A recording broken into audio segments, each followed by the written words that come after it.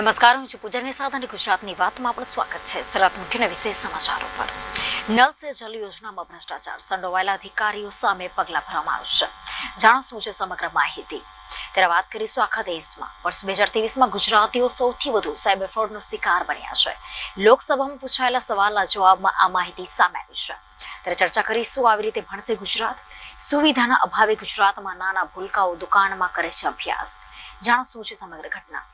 માંડલ બાદ રાધનપુરમાં અંધાપા કાંડ, 7 દર્દીઓને મોતિયાના ઓપરેશનો બાદ અંધાપાની અસર, અમદાવાદમાં ખસેડાયા. જાણો શું છે સમગ્ર માહિતી.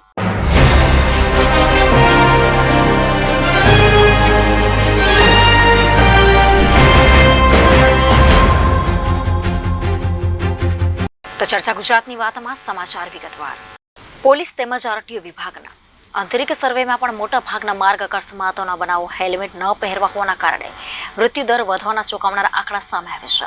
જેના પગલે પોલીસ તંત્ર તેમજ આરટીઓ વિભાગ દ્વારા દ્વિચક્રીય વાહન ચાલકો સામે નવેસરથી ગાઈડલાઈન બહાર પાડવામાં આવી છે. જાણો શું છે સમગ્ર ગાઈડલાઈન. ગુજરાતમાં અકસ્માતોનું પ્રમાણ સતત વધી રહ્યું છે.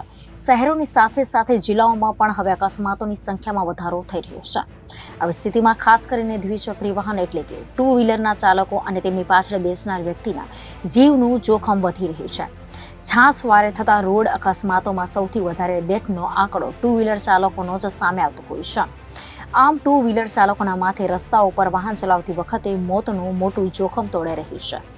જે પગલે પોલીસ તંત્ર દ્વારા આ મામલાને ગંભીરતાથી લઈને મહત્વનો નિર્ણય કરવામાં આવ્યો છે. અહીં વાત થઈ રહી છે રાજ્યના દાહોદ જિલ્લાની. દાહોદ જિલ્લામાં બનતા અકસ્માતની ઘટના રોકવા જિલ્લા પોલીસ તંત્ર દ્વારા મોટો નિર્ણય લેવામાં આવ્યો છે.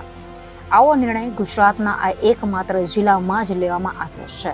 પોલીસ તંત્ર દ્વારા એવો નિર્ણય લેવામાં આવ્યો છે કે દાહોદ જિલ્લામાં દ્વિચક્રી વાહન ચાલકો અને તેમની પાછળ બેસેલી વ્યક્તિઓ માટે હેલ્મેટ પહેરવું ફરજિયાત કરી દેવામાં આવ્યું છે. રાજ્યના દાહોદ જિલ્લામાં છેલ્લા કેટલાક સમયથી માર્ગ અકસ્માતોનું પ્રમાણ વધ્યું છે. ત્યારે આ પરિસ્થિતિને નિયંત્રણમાં લાવવા માટે જિલ્લા પોલીસ તંત્ર અને આરટીઓ વિભાગ દ્વારા કડક પગલાં લેવાના શરૂ કરી દેવામાં આવ્યા છે. પોલીસ તેમજ આરટીઓ વિભાગના આંતરિક સર્વેમાં પણ મોટાભાગના માર્ગ અકસ્માતના બનાવોમાં હેલ્મેટ ન પહેર્યા હોવાના કારણે મૃત્યુદર વધવાના ચોંકાવનારા આંકડાઓ સામે આવ્યા છે. જે પગલે પોલીસ તંત્ર તેમજ આરટીઓ વિભાગ દ્વારા દ્વિચક્રીય વાહન ચાલકો સામે નવેસરથી ગાઈડલાઈન બહાર પાડી છે. જેમાં હવેથી મોટર વાહન અધિનિયમ 1988ની કલમ 129 મુજબ દાહોદ જિલ્લામાં તમામ દ્વિચક્રીય વાહન ચાલકો તેમજ વાહનોની પાછળ બેસેલા વ્યક્તિને હેલ્મેટ પહેરવો ફરજિયાત રહેશે. જો કોઈ પણ વાહન ચાલક અથવા પાછળ બેસેલો વ્યક્તિ હેલ્મેટ વગર જોવા મળશે તો તે વાહન ચાલકનું લાયસન્સ 3 માસ માટે રદ કરાશે. ત્યારબાદ એ વાહન ચાલકનું લાયસન્સ ભરત થયેલું હશે અને તે ફરીથી વગર વાહન ચલાવતો પકડાશે તો તેનું લાયસન્સ કાયમી ધોરણે રદ કરવામાં આવશે. એકવાર લાયસન્સ રદ થયા બાદ નવેસરથી વાહન ચાલકનું લાયસન્સ ઇસ્યુ થશે નહીં. તેવા પ્રકારની કાર્યવાહી મોટર વાહન એક્ટ અધિનિયમ 1988ની કલમ 129 મુજબ કાર્યવાહીનો સામનો કરી શકાશે. ગુજરાતીઓ પૈસા કમાવાની સાથે ગુમાવવામાં પણ અવ્વલ છે. લોકસભામાં જાહેર કરાયેલા ડેટામાં માહિતી સામે આવી છે. દેશમાં સૌથી વધુ સાયબર ફ્રોડનો શિકાર ગુજરાતીઓ બન્યા છે. એક વર્ષમાં ગુજરાતીઓએ સાયબર ફ્રોડમાં 156 કરોડ ગુમાવ્યા છે. તેના બાદ મહારાષ્ટ્ર અને ઉત્તર પ્રદેશનો નંબર આવે છે. પરંતુ 156 કરોડ ગુમાવવાનો આંકડો આખા દેશમાં સૌથી વધુ છે. આ સપ્તાહની શરૂઆતમાં લોકસભામાં આ આંકડા રજૂ કરવામાં આવ્યા છે. સંજય ભાટિયા, પીસી મોહલ અને એલએસ તેજસ્વી સૂર્યા સહિતના 8 સાંસદોએ આ અંગે સવાલ કર્યો હતો. જેના જવાબમાં કેન્દ્રીય રાજ્યમંત્રી અજયકુમાર મિશ્રાએ આ ડેટા જાહેર કર્યા છે. આ આંકડા અનુસાર ગુજરાતીઓએ એક વર્ષમાં સાયબર ક્રાઇમમાં 156 કરોડ રૂપિયા ગુમાવ્યા છે. એટલું જ નહીં, વર્ષ 2023માં નેશનલ સાયબર ક્રાઇમ હેલ્પલાઇન એટલે કે 1930 નંબર પર ગુજરાતમાંથી કુલ 1,21,701 કોલ ડાયલ થયા છે. એટલે કે દરરોજ 333 કોલ અને દર 4 મિનિટે 1 કોલ. ગુજરાતીઓ આ હેલ્પલાઇન નંબર પર કોલ કરવામાં પણ પ્રથમ નંબરે છે. પ્રતિ ફરિયાદ પૂર્વાધિકારીની બાબતમાં પણ ગુજરાત પ્રથમ ક્રમે છે. એક ફરિયાદમાં ગુજરાત માટે સરેરાશ 12,800 રૂપિયા હતા, જ્યારે મહારાષ્ટ્રમાં 8,000 રૂપિયા અને ઉત્તર પ્રદેશના 3,000 રૂપિયા હતા. આ આંકડા બતાવે છે કે ગુજરાતમાં સાયબર ક્રાઇમના કિસ્સા સતત વધી રહ્યા છે. છેલ્લા કેટલાક વર્ષોની સરખામણીમાં સાયબર ક્રાઇમમાં સતત વધારો થઈ રહ્યો છે. સાયબર ફ્રોડ કરનારા પોતાની મોડસ ઓપરેન્ડી સતત બદલી રહ્યા છે, છતાં વધુને વધુ લોકો તેના શિકાર બની રહ્યા છે. ભાજપના સાંસદ નરહરી અમીને રાહુલ ગાંધીને તેમનું જૂઠામણું પાછું લઈને માફી માંગવાની માંગણી કરી છે. નરહરી અમીને કહ્યું કે રાહુલ ગાંધી અને તેમની પાર્ટી ઓબીસી સમાજનું અપમાન કરવાનું બંધ કરે અને ગુજરાતની જનતાથી માફી માંગે. કોંગ્રેસના નેતા રાહુલ ગાંધીએ એકવાર ફરીથી વડાપ્રધાન નરેન્દ્ર મોદી પર પ્રહાર કર્યા છે. ઓડિશામાં ભારત જોડો ન્યાય યાત્રા દરમિયાન રાહુલ ગાંધીએ પીએમ મોદી વિશે ટિપ્પણી કરી હતી. પ્રધાનમંત્રી નરેન્દ્ર મોદીએ જણાવ્યા ત્યારે ઓબીસી ન હતા, પરંતુ વર્ષ 2000માં તેઓ સીએમ બન્યા ત્યારે પોતાના સમાજમાં ઓબીસી યાદીમાં સમાવ્યું. આ પ્રકારનો આરોપ લગાવીને રાહુલ ગાંધીએ પોતાના પગ પર જાતે કુહાડો માર્યો છે. કેમ કે વર્ષ 1994માં ગુજરાત સરકારે મોટ ઘાંચી સમાજને ઓબીસી વર્ગોની યાદીમાં સામેલ કર્યું હતું. ભાજપના સાંસદ નરહરી અમીને રાહુલ ગાંધીને તેમનું જૂઠાણું પાછું લઈને માફી માંગવાની માંગણી કરી છે. નરહરી અમીને કહ્યું કે રાહુલ ગાંધી અને તેમની પાર્ટી ઓબીસી સમાજનું અપમાન કરવાનું બંધ કરે અને ગુજરાતની જનતાની માફી માંગે. રાહુલ ગાંધીને ખબર નથી કે 25 જુલાઈ 1994ના રોજ જ્યારે ગુજરાત સરકારે મોઢ ઘાંચી સમાજને ઓબીસી તરીકે સૂચિત કર્યું હતું, ત્યારે હું કોંગ્રેસ સરકારમાં ગુજરાતનો નાયબ મુખ્યમંત્રી તરીકે સેવાઓ આપી રહ્યો હતો. રાહુલ ગાંધી દેશના ઓબીસી સમાજનું અપમાન કરી રહ્યા છે. તેમણે માફી માંગવી જોઈએ. રાહુલ ગાંધીના અજ્ઞાન અને ઓબીસી સમાજના અપમાન મુદ્દે ભાજપે જોરશોરથી આ મુદ્દો ઉઠાવ્યો છે. ઓડિશામાં ભારત જોડો ન્યાય યાત્રા દરમિયાન રાહુલ ગાંધીએ કહ્યું કે પીએમ મોદી ઓબીસી જાતિમાં પેદા ન હતા, તેઓ તો જનરલ કાસ્ટમાં જન્મ્યા હતા, પરંતુ ભાજપ લોકોને એમ કહીને મૂર્ખ બનાવે છે કે પીએમ ઓબીસી જાતિમાં પેદા થયા છે. રાહુલ ગાંધીએ કહ્યું હતું કે લોકોને બેવકૂફ બનાવવામાં રહ્યું છે. પીએમ મોદીનો જન્મ ઓબીસી વર્ગમાં ન થયો હતો, તેઓ ગુજરાતની તેલી જાતિમાં પેદા થયા હતા. આ સમુદાયને ભાજપે વર્ષ 2000માં ઓબીસી ટેગ આપ્યો હતો. તેમનો જન્મ જનરલ કાસ્ટમાં થયો હતો. તેઓ ક્યારેય જાતિ આધારિત વસ્તી ગણતરી થવા દેશે નહીં, કારણ કે તેમનો જન્મ ઓબીસીમાં થયો નથી. તેમનો જન્મ સામાન્ય જાતિમાં થયો છે. તેઓ દુનિયાને ખોટું બોલી રહ્યા છે કે તેઓ ઓબીસીમાં પેદા થયા હતા. રાહુલ ગાંધીએ વધુમાં એમ પણ કહ્યું હતું કે મને ખબર છે કે તેઓ ઓબીસી નથી, કારણ કે તેઓ ઓબીસીને ગળે લગાવતા નથી. તેઓ જાતિ ગણતરી નહીં કરાવે, કારણ કે તેઓ ઓબીસી છે જ નહીં. કરોડોનો સૂટ પહેરે છે અને પોતાને ગરીબ અને ફકીર કહે છે. સવારે નવો ડ્રેસ, સાંજે નવો ડ્રેસ અને રોજ નવો ડ્રેસ પહેરે છે અને પોતાને ઓબીસી કહે છે. રાહુલ ગાંધીના નિવેદન પર ભાજપે જડબા તોડ જવાબ આપ્યો છે. ધારાસભ્ય અને પૂર્વ મંત્રી પ્રુનેશ મોદીએ કહ્યું કે રાહુલ ગાંધી વોટ બેંકની દૃષ્ટિકરણની રાજનીતિ રમી રહ્યા છે. રાહુલ ગાંધીએ ઓબીસી સમાજનું ફરી એકવાર અપમાન કર્યું છે. નરેન્દ્ર મોદીએ 2024ની ચૂંટણીમાં આ દેશની યુવા મહિલા આગામી 25 વર્ષમાં નેતૃત્વ વધે તેવી કલ્પના કરી છે. રાહુલ ગાંધી બોખલાઈ ગયા છે. ઓબીસી સમાજને ચોર કહેવા, તેમનું અપમાન કરવું. 2000ના વર્ષમાં મોદી મુખ્યમંત્રી ન હતા. 25 જુલાઈ 1994માં તેલી સમાજનો ઓબીસીમાં સમાવેશ કર્યો હતો. રાહુલ ગાંધીના એક બાદ એક નિવેદનથી તેમની શું સ્થિતિ થઈ છે તે આખા દેશને ખબર છે. ગુજરાત બોર્ડની 10 અને 12ની ઉત્તરવહી મૂલ્યાંકનમાં ગેરરીતિ બદલ છેલ્લા 2 વર્ષમાં ગુજરાતના 9218 શિક્ષકો પાસેથી 1,54 લાખનો દંડ વસૂલવામાં આવ્યો હતો. ગુજરાતના આ શિક્ષકો દ્વારા ધોરણ 10 અને 12ની ઉત્તરવહીમાં કુલ માર્ક્સનો સરવાળો કરવામાં ભૂલ જોવા મળી હતી. બોર્ડના વિદ્યાર્થીઓનું મૂલ્યાંકન કરનાર શિક્ષકો પોતે ગણિતમાં એટલા નબળા સાબિત થયા કે ગુજરાત સરકાર આવા શિક્ષકોને ₹1,54,00,000નો દંડ કરવો પડ્યો. આખું વર્ષ મહેનત કર્યા પછી વિદ્યાર્થીઓ પરીક્ષામાં એ વિશ્વાસ સાથે બેસે છે કે જ્યારે તેમની ઉત્તરવહી તપાસવામાં આવશે ત્યારે તેમને સાચા માર્ક આપવામાં આવશે અને તેમના પરિણામમાં કોઈ ગેરરીતિ નહીં આવે. પરંતુ શિક્ષકોના આ રીતે વિદ્યાર્થીઓની ઉત્તરવહીમાં આવેલી સરવાળાની ભૂલ વિચારવા પર મજબૂર કરે છે. માર્ચ 2022ની બોર્ડ પરીક્ષામાં ભૂલ કરનારા શિક્ષકો પાસેથી બાકી દંડ વસૂલવા માટે રાજ્યના શિક્ષણ વિભાગે તેમના શાળા મેનેજમેન્ટ અને સંબંધિત જિલ્લા શિક્ષણ અધિકારી દ્વારા તેમનો સંપર્ક કર્યો છે. ગુજરાત વિધાનસભામાં કોંગ્રેસના ધારાસભ્ય કિરીટ પટેલ દ્વારા પૂછવામાં આવ્યું હતું કે ધોરણ 10 અને 12ની ઉત્તરવહીના મૂલ્યાંકનમાં ભૂલ કરનારા શિક્ષકોની સંખ્યા કેટલી છે, તેને કેટલો દંડ થયો છે, કેટલા શિક્ષકોએ દંડ ભર્યો, શિક્ષકોએ દંડ ન ભર્યો તો સરકારે શું પગલાં લીધા. જેના જવાબમાં શિક્ષણ મંત્રીએ જણાવ્યું હતું કે 2 વર્ષમાં 9218 શિક્ષકોએ ઉત્તરવહીમાં કુલ માર્ક ગણવામાં ભૂલો કરી હતી, જેના માટે રાજ્ય સરકાર દ્વારા તેમની પાસેથી ₹1,54,41,203 રૂપિયાનો દંડ વસૂલવામાં આવ્યો હતો. ખાસ છે કે ધોરણ 10 અને 787 અને 12ના 1,870 એટલે કે કુલ 2,657 શિક્ષકોએ હજી સુધી ₹5,97,000નો દંડ ભર્યો નથી. શિક્ષણ વિભાગ દ્વારા આ તમામ શિક્ષકોને નોટિસો પણ આપવામાં આવી છે અને ભવિષ્યમાં આવી ભૂલો ન થાય તે માટે સરકારે હવે ઉત્તરવહીઓનું મૂલ્યાંકન કરવા વેરીફાયરની નિમણૂક કરી છે. જોકે અહીં એક ગંભીર પ્રશ્ન એ પણ ઊભો થાય છે કે જે શિક્ષકો ઉત્તરવહીના કુલ મૂલ્યાંકનમાં ભૂલો કરતા હોય તેઓ વિદ્યાર્થીઓને શું ભણાવતા હશે? ભાવનગર શહેરના ભરતનગર વિસ્તારમાં આવેલા શિવનગરમાં આવેલી ભાડાની જર્જરિત દુકાનમાં ચાલતી 151 નંબરની આંગણવાડીમાં 50 જેટલા નાના ભૂલકાઓ ભયના ઓથાર નીચે અભ્યાસ કરવા મજબૂર બન્યા છે. રાજ્ય સરકાર શિક્ષણ પાછળ કરોડો રૂપિયાનો ખર્ચ કરે છે, પરંતુ ભાવનગર શહેરમાં આવેલી 116 પૈકી મોટા ભાગની આંગણવાડી ભાડાના મકાનમાં ચાલે છે. રાજ્ય સરકાર શિક્ષણ પાછળ કરોડો રૂપિયાનો ખર્ચ કરતી હોવા છતાં ભાવનગર જિલ્લામાં નાના ભૂલકાઓ જર્જરિત દુકાનમાં ચાલતી આંગણવાડીમાં ભયના ઓથાર તળે ભણવા મજબૂર બન્યા છે. 50 જેટલા બાળકો ભાડાની જર્જરિત દુકાનમાં ચાલતી આંગણવાડીમાં અભ્યાસ કરી રહ્યા છે, પરંતુ કોઈ દુર્ઘટના સર્જાય તો આખરે જવાબદાર કોણ એ સૌથી મોટો પ્રશ્ન ઉપસ્થિત થયો છે.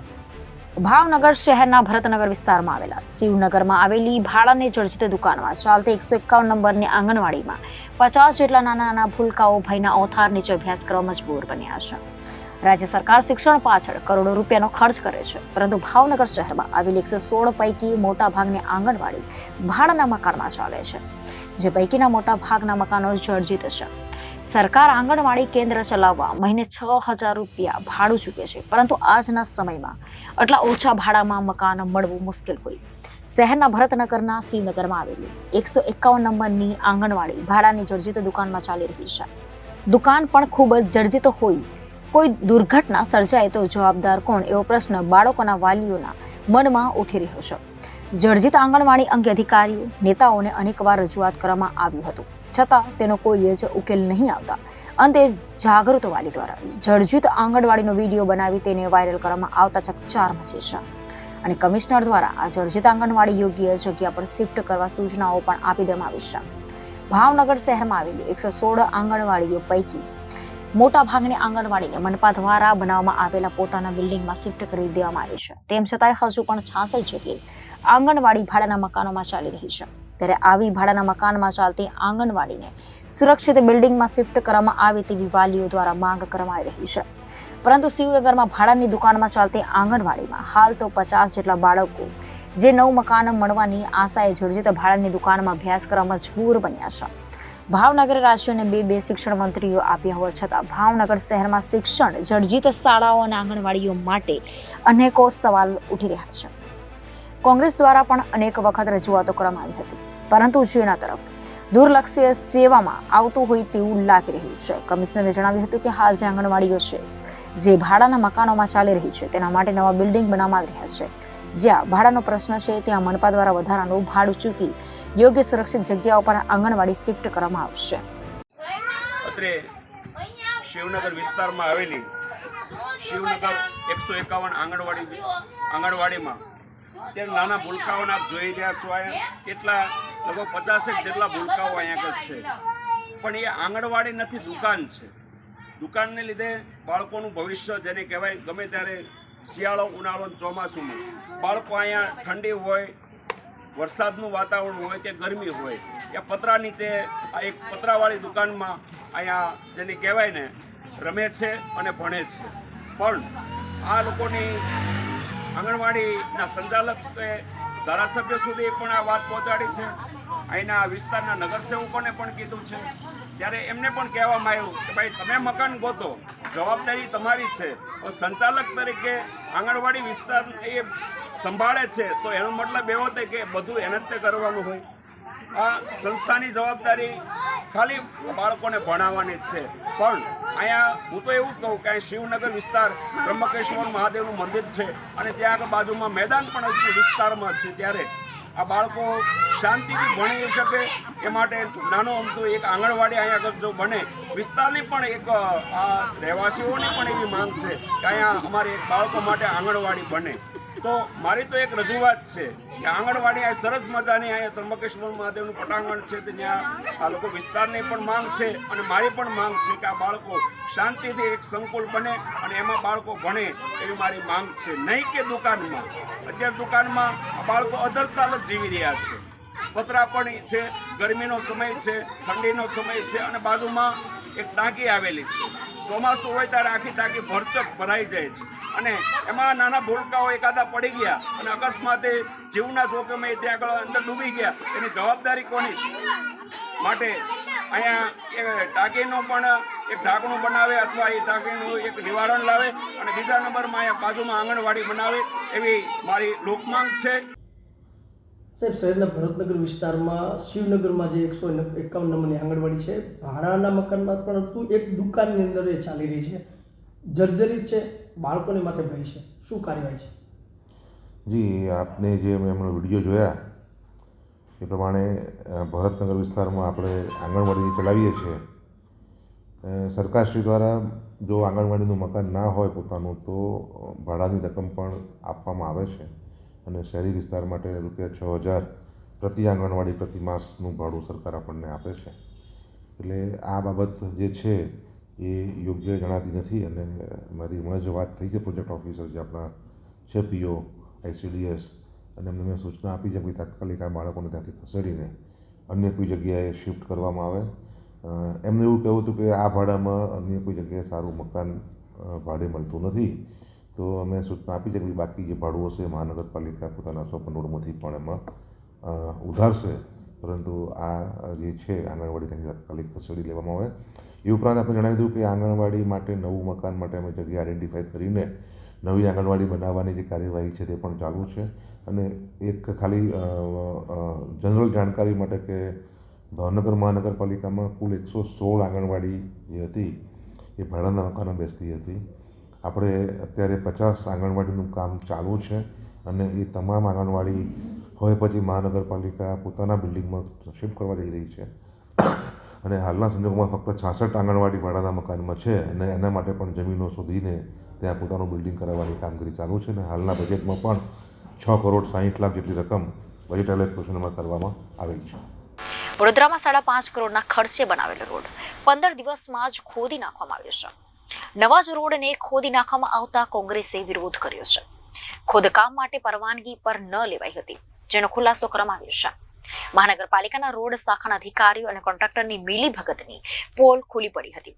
શહેરના પંડ્યા બ્રિજથી નવા યાર તરફના રોડ બનાવવામાં 5 કરોડથી વધુ ખર્ચો કરવામાં આવ્યો હતો, ત્યારે 15 દિવસમાં જ રોડની કામગીરીની નામે રોડ પર ખાડા ખોદવામાં આવ્યા છે.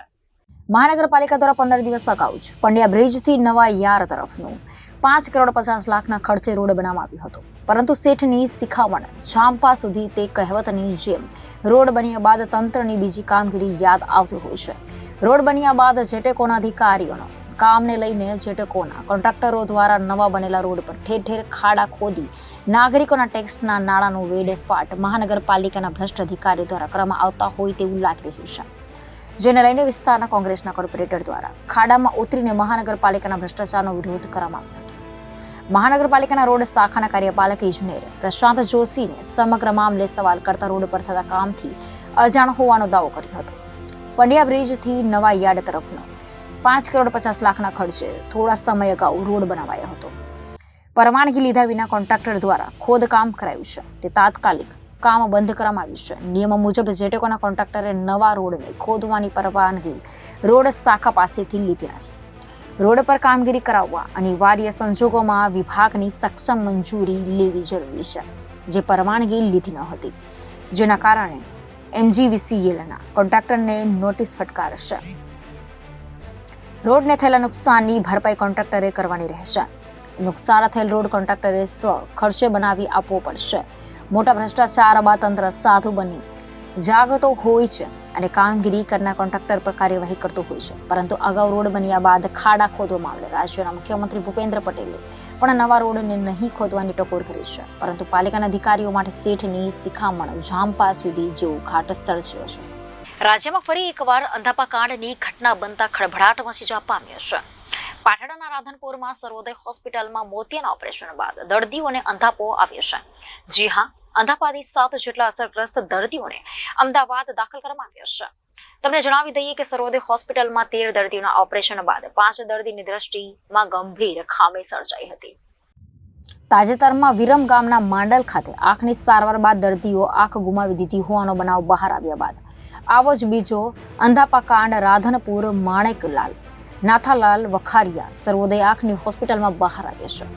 આ હોસ્પિટલમાં મોતિયાના ઓપરેશન બાદ 7 દર્દીઓને આંખનું ઇન્ફેક્શન થતાં તેમને દેખાવાનું ઓછું થઈ ગયું છે અને તેમને અમદાવાદ વધુ સારવાર માટે રિફર કરવામાં આવ્યા છે. અમદાવાદના વીરમ ગામના માંડલ ખાતે અંધાપા કાંડનો મામલો સામે આવ્યો હતો. ટ્રસ્ટ સંચાલિત રામાનંદ હોસ્પિટલમાં સારવાર બાદ દર્દીઓએ પોતાની દ્રષ્ટિ ગુમાવી હતી. આ મામલો સામે આવતા માંડલ પોલીસે હોસ્પિટલના ડોક્ટર સહિત 11 લોકો સામે ગુનો નોંધ્યો હતો. હવે આવો બીજો ચોંકાવનારો બનાવ રાધનપુરથી બહાર આવ્યો છે. રાધનપુરની માણેકલાલ નાથાલાલ વખારિયા સર્વોદય આંખની હોસ્પિટલની ગંભીર બેદરકારી સામે આવી છે. સર્વોદય આંખની હોસ્પિટલમાં ગત 2 ફેબ્રુઆરીએ 13 ગરીબ વૃદ્ધ દર્દીઓના મોતિયાના ઓપરેશન કરાયા હતા. દર્દીઓને આ ઓપરેશન કર્યા બાદ 7 દર્દીઓને આંખનું ઇન્ફેક્શન થતાં આંખે દેખાવાનું ઓછું થઈ ગયું હોવાનું બહાર આવ્યું છે. આ સમાચારે સૌને ચોંકાવી દીધા છે. આ દર્દીઓને અમદાવાદ વધુ સારવાર માટે ખસેડવામાં આવ્યા છે. સમગ્ર મામલો બહાર આવતા મામલાને દબાવી દેવા માટે જિલ્લા આરોગ્ય વિભાગે ભરપૂર પ્રયાસો શરૂ કર્યા છે અને મીડિયાને આ બાબતે માહિતી આપવાના બદલે અંધારામાં રાખવાનો પ્રયાસ કર્યો છે. હાલ સર્વોદય આંખની હોસ્પિટલમાં એક પણ દર્દી સારવાર હેઠળ ન હોવાનું બહાર આવ્યું છે. એક પણ દર્દી પણ સામે આવ્યું નથી અને સમગ્ર મામલે પોલીસમાં પણ ફરિયાદ નોંધાઈ નથી. સર્વોદય આંખની હોસ્પિટલ હાલ ખાલીખમ જોવા મળી રહી છે અને એક પણ દર્દી કે જવાબદાર વ્યક્તિ હોસ્પિટલમાં જોવા મળ્યો નથી. અંતે જણાવી દઈએ કે 2 ફેબ્રુઆરીના રોજ મોતિયાના ઓપરેશન કરવા આવ્યા હતા, જેમાં 45 વર્ષ અને 65 વર્ષીય રાધનપુરની મહિલાને દ્રષ્ટિમાં ખામી સર્જાઈ હતી. 78 વર્ષના સાંતલપુરના પુરુષ, 70 વર્ષના રાધનપુરના પુરુષ અને 65 વર્ષીય કાંકરેજના પુરુષને આંખમાં તકલીફ થઈ હતી. ગુજરાત વિધાનસભાના બજેટ સત્રમાં આજે વિવિધ પ્રશ્નો ગુંજ્યા હતા, જેમાં સરકારના જવાબ આપ્યો હતો. વિપક્ષી સભ્યોએ સરકાર પર આકરા પ્રહાર કરીને પ્રશ્નો પૂછ્યા હતા, પણ સરકારે સામે ઝીણવટભરી માહિતી આપી હતી. જાણો સમગ્ર માહિતી શું છે. થોડા સમય પહેલા જ સરકારની નલ સે જલ યોજનામાં થઈ રહેલા ભ્રષ્ટાચાર ઉજાગર થયો હતો.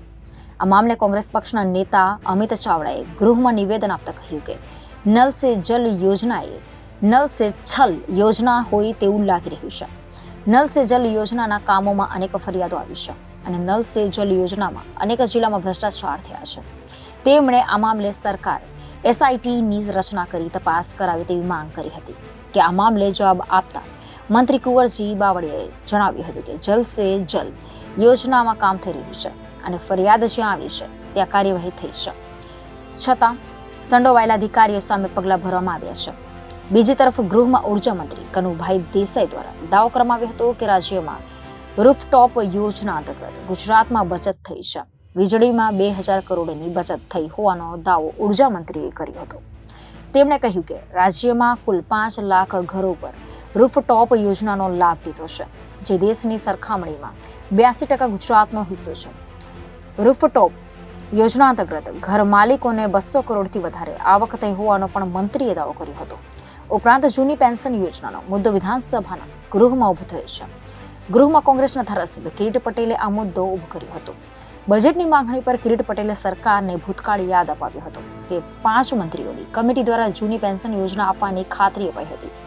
2005 પહેલા નિમણૂક થયેલા કર્મચારીઓને જૂની પેન્શન યોજનાની ખાતરી પણ આપી હતી, પરંતુ યોજનાનો આજ દિન સુધી અમલ થયો નથી. કિરીટ પટેલે સરકારને કહ્યું કે ગીતાની વાત કરતી સરકાર જે બોલે તે કરવું જોઈએ. નાગરિક પુરવઠા નિગમમાં કરાર કોન્ટ્રાક્ટર આધારિત ભરતી થઈ હોવાની બાબત પણ ગૃહમાં જણાવાઈ હતી. 2022માં 601, 2023માં 567 લોકોને આઉટસોર્સિંગથી લેવામાં આવ્યા હતા. જોકે નિગમમાં કુલ મંજૂર મહેકમ 1431 પૈકી 2022માં 459 કર્મચારી હોવાનો ઉલ્લેખ હતો. 2023માં સંખ્યા ઘટીને 3076 લોકો જ કાર્યરત હોવાનો સરકારે જવાબ આપ્યો હતો. નિગમની 398 જગ્યાઓ પર ભરતી જાહેર કરાઈ હોવાનો લેખિત જવાબ સરકારે આપ્યો હતો. કોંગ્રેસના અમિત ચાવડાના સવાલમાં સરકારે આ જવાબ આપ્યો હતો. રાજ્યના GST કાયદા હેઠળ કેન્દ્ર સરકાર પાસેથી મળવાપાત્ર રકમ બાકી હોવાનો મુદ્દો પણ ગૃહમાં ઉઠ્યો હતો. ચાણસ્માના ધારાસભ્ય દિનેશ ઠાકોરના સવાલ પર સરકારે જવાબ આપ્યો કે કેન્દ્ર સરકાર પાસેથી રાજ્ય સરકારને 1672 કરોડ રૂપિયાની રકમ લેવાની બાકી છે. દરમિયાન પાટણના કોંગ્રેસ ધારાસભ્ય કિરીટ પટેલે કહ્યું કે આજે સરકાર દ્વારા બજેટ પરની ચર્ચા હતી, જેમાં સરકારના બજેટથી વધુ દેવાવાળું બજેટ નાણામંત્રીએ રજૂ કર્યું છે. દર વર્ષે 50,000 કરોડનું દેવું વધે છે, પણ સરકારે કહ્યું કે વધારાના કોઈ વેરા નાખ્યા નથી.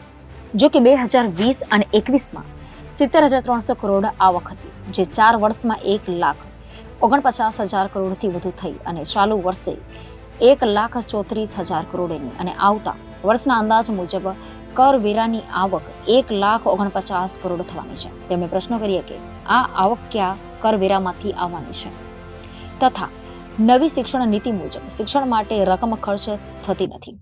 તેમણે કહ્યું કે અગાઉ શિક્ષકોએ 16/9/2023ના જૂની પેન્શન માટે આંદોલન કર્યું હતું અને સરકારે એક કમિટીનું ગઠન કરી પેન્શન આપવાની જાહેરાત કરી હતી. રાજ્યમાં 5 મંત્રીઓએ જાહેરાત કરી હતી. આ જાહેરાત અનુસંધાને બજેટમાં કોઈ જોગવાઈ કરાઈ નથી. જાહેરાત બાદ બજેટમાં જોગવાઈ ન કરવી એ વિશ્વાસઘાત સમાન છે તેમ તેમણે કહ્યું હતું. 2022માં 601, 2023માં 567 લોકોને આઉટસોર્સિંગથી લેવામાં આવ્યા હતા. કોન્ટ્રાક્ટથી ભરતી કરવા અંગે અન્ન અને નાગરિક પુરવઠા મંત્રીએ લેખિત સ્પષ્ટતા કરી હતી. લાભાર્થીઓને વિનામૂલ્ય અનાજ વિતરણ કરવા કોન્ટ્રાક્ટરથી ભરતી કરાઈ હતી. ઉપરાંત સૂર્યોદય યોજનામાં તાપી અને નવસારીમાં દિવસે વીજળી આપવાની વ્યવસ્થાનો અભાવ હોવાનું બહાર આવ્યું હતું. MLA અનંત પટેલના સવાલમાં ઉર્જા મંત્રીના લેખિત જવાબમાં આ હકીકત સામે આવી હતી. નવસારીના કુલ 34 સબ સ્ટેશન પૈકી 12 સબ સ્ટેશનમાં દિવસે વીજળીની વ્યવસ્થા છે. નવસારીના 22 સબ સ્ટેશન સાથે જોડાયેલા ફીડરોમાં દિવસે ખેડૂતોને વીજળી અપાતી નથી અને તાપીના કુલ 50 સબ સ્ટેશન પૈકી માત્ર 9 સબ સ્ટેશનમાં જ દિવસે વીજળી વ્યવસ્થા છે. તાપીના 41 સબ સ્ટેશન સાથે જોડાયેલા ફીડરોમાં દિવસે ખેડૂતોને વીજળી નથી અપાતી તે ખુલાસો પણ થયો હતો. પંચમહાલ જિલ્લાના હાલોલ ખાતે આવેલા સરકારી મોડલ સ્કૂલની ગંભીર બેદરકારી સામે આવી છે. હાલોલની આવેલ સરકારી મોડલ શાળાના વિદ્યાર્થીઓની જીવના જોખમી રીતે બેસાડી ગોધરાના સ્પોર્ટ કોમ્પ્લેક્સ ખાતે લાવવામાં આવ્યા હોવાના દ્રશ્યો સામે આવતા જ જિલ્લા શિક્ષણ વિભાગ હરકતમાં આવ્યું છે અને સંલગ્ન વિભાગને તપાસ કરવાની સૂચના આપવામાં આવી છે. તો બીજી તરફ શાળા પ્રશાસન તરફથી વાહન બગડી જતા વચ્ચેથી બીજો વાહન વ્યવસ્થા કર્યા હોવાનો લૂલો બચાવ કરવામાં આવી રહ્યો છે. વડોદરાના હરણી હત્યાકાંડ બાદ પણ સરકારી બાબુઓ કે શાળાના સંચાલકો અને શિક્ષકો કોઈ બોધપાઠ લેવા માંગતા નથી તેમ લાગી રહ્યું છે. હરણી બોટ દુર્ઘટના બાદ આજે પણ જોખમી સવારી કે મુસાફરી યથાવત જોવા મળી રહી છે. પંચમહાલ જિલ્લાના હાલોલના સરકારી મોડેલ સ્કૂલના બાળકોને એક પિકઅપ ગાડીના ખુલ્લા ડાલામાં ઘેટા બકરાની જેમ બેસાડી જોખમી મુસાફરી કરતા હોવાનો વિડીયો વાયરલ થયો છે. આજે વહેલી સવારે હાલોલથી ગોધરા સ્પોર્ટ કોમ્પ્લેક્સ ખાતે સરકારી મોડેલ સ્કૂલના વિદ્યાર્થીઓને ખુલ્લા ડાલામાં 25 કરતા વધુ વિદ્યાર્થીઓને બેસાડી લાવવામાં આવ્યા હતા. ત્યારે શાળાના બાળકોના કોચ દ્વારા જણાવવામાં આવ્યું હતું કે આજ રોજ ખેલ મહાકુંભ જિલ્લા કક્ષાની ફૂટબોલ સ્પર્ધા ગોધરાના સ્પોર્ટ કોમ્પ્લેક્સ ખાતે યોજવામાં આવી હતી અને આ સ્પર્ધાની એક્ટિવિટી માટે હાલોલની સરકારી મોડેલ સ્કૂલના વિદ્યાર્થીઓને શાળાની અન્ય ગાડીમાં લાવવામાં આવી રહ્યા હતા. ત્યારે રસ્તામાં ગાડી બગડી જતા વૈકલ્પિક વ્યવસ્થા અને સમયસર પહોંચાડવા માટે પિકઅપ ગાડીનો સહારો લેવામાં આવ્યો હતો અને આ પિકઅપ ગાડીમાં 25થી વધુ વિદ્યાર્થીઓને બેસાડવામાં આવ્યા હતા. ત્યારે સમગ્ર મામલે શાળાના શિક્ષકે પણ આ બેદરકારી હોવાનું કબૂલ કર્યું છે અને આવનાર સમયમાં આવી રીતે ગંભીર બેદરકારી ન થાય તેવું જણાવ્યું હતું. પિકઅપ ગાડીના ખુલ્લા ડાલામાં 25થી વધુ વિદ્યાર્થીઓને જોખમી રીતે ઘેટા બકરાની જેમ ખીચોખીચ ભરી ગોધરામાં લાવવામાં આવ્યા હોવાનો વિડીયો વાયરલ થતા જ તંત્ર પણ હરકતમાં આવ્યો હતો અને સમગ્ર મામલે તપાસ હાથ ધરી હતી. જિલ્લા શિક્ષણ અધિકારીએ સંલગ્ન વિભાગને તમામ વિગતો મેળવી કાર્યવાહી કરવા સૂચના આપવામાં આવી છે. તે સાથે જ સરકારની ગાઈડલાઈન પણ છે તેનું પાલન કરવા અને ફરીથી આવી ઘટના ન બને તે માટે તકેદારી રાખવા સૂચના આપવામાં આવી છે. પરંતુ હાલ આ જોખમી મુસાફરીને લઈને શાળા શિક્ષણ વિભાગ સામે અનેક સવાલો ઊભા થયા છે. વડોદરાની હરણી બોટ દુર્ઘટનામાં 12 માસૂમ બાળકોના મોત નીપજ્યા હતા. તે બાદ પણ આવી સરકારી શાળાઓના શિક્ષકો ભાન ભૂલી ગયા હોય તેમ શાળા બાળકોના જીવ સાથે રમત રમી રહ્યા હોવાના દ્રશ્યો સામે આવ્યા છે. ત્યારે સવાલ એ થાય છે કે આ પિકઅપ ડાલામાં વિદ્યાર્થીઓને ભરીને જવાનો પરવાનો શિક્ષકોને કોણે આપ્યો તે અંગે તપાસ કરવામાં આવશે કે કેમ તે જોવાનું રહ્યું. વડોદરા શિક્ષણ સમિતિની 20 શાળાના ઓરડા જર્જરિત હાલતમાં છે. ત્યારે કોર્પોરેશનને નોટિસ ફટકારી બિલ્ડિંગનો ઉપયોગ બંધ કરવા કહ્યું છે. તેમ છતાં જીવન જોખમે બાળકોને આજ શાળામાં અભ્યાસ કરવાય છે. હરણી બોટ દુર્ઘટના જેવી બીજી દુર્ઘટના ન બને તે માટે યોગ્ય વ્યવસ્થા થાય તે જરૂરી છે. વડોદરા કોર્પોરેશનના શિક્ષણ સમિતિ દ્વારા જર્જરિત શાળાના બિલ્ડિંગનો નોટિસ આપી તાત્કાલિક બિલ્ડિંગ ખાલી કરવા કહ્યું છે.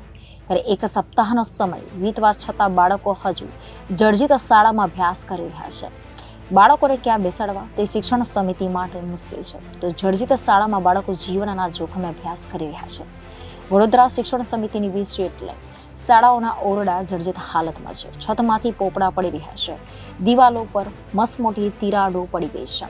જો કે તેમ છતાં બાળકોને આવી જોખમી શાળામાં અભ્યાસ કરવામાં આવી રહ્યા છે, કારણ કે શિક્ષણ સમિતિ પાસે પૂરતું ભંડોળ જ નથી કે નવા ઓરડા બનાવી શકે. બીજી તરફ વડોદરા મહાનગરપાલિકાએ જર્જરિત શાળાને નોટિસ આપીને આ બિલ્ડિંગોનો વપરાશ બંધ કરવા સૂચના આપી છે. જો કે વીએમસી દ્વારા કોઈ વ્યવસ્થા કરવાના બદલે માત્ર નોટિસ આપીને સંતોષ માની લેવાયો છે, ત્યારે આ જર્જરિત શાળામાં અભ્યાસ કરતા બાળકો પર સતત મોત મંડરાઈ રહ્યું છે. જો કોઈ દુર્ઘટના બને તો જવાબદાર કોણ, તેવા સવાલો ઉઠી રહ્યા છે. ત્યારે આ બાબતે શાળાના આચાર્ય સેજલબેન ભાવસારે જણાવ્યું હતું કે નોટિસ આપ્યા બાદ ચેરમેન તેમજ મેડમની સૂચના મુજબ અમે વાલીઓને જાણ કરી છે, તેમજ કાલે એસએમસી મીટિંગ પણ કરી હતી, તેમજ તેમાં ઠરાવ પણ પાસ કર્યો છે, તેમજ આગામી 2 દિવસમાં અમે શાળામાં શિફ્ટ થઈ જઈશું. ત્યારે અમે સર સયાજી ગાયકવાડ શાળા નંબર 26માં લેડી પિલ્લરની સામે બાળકોને શિફ્ટ કરીશું અને તે માટે ટ્રાન્સપોર્ટેશનની સુવિધાઓ પણ આપવામાં આવશે. તો હવે ગુજરાતની વાતમાં લઈએ વિરામ. વધુ સમાચારો માટે જોતા રહો જનાદેશ ન્યૂઝ. નમસ્કાર.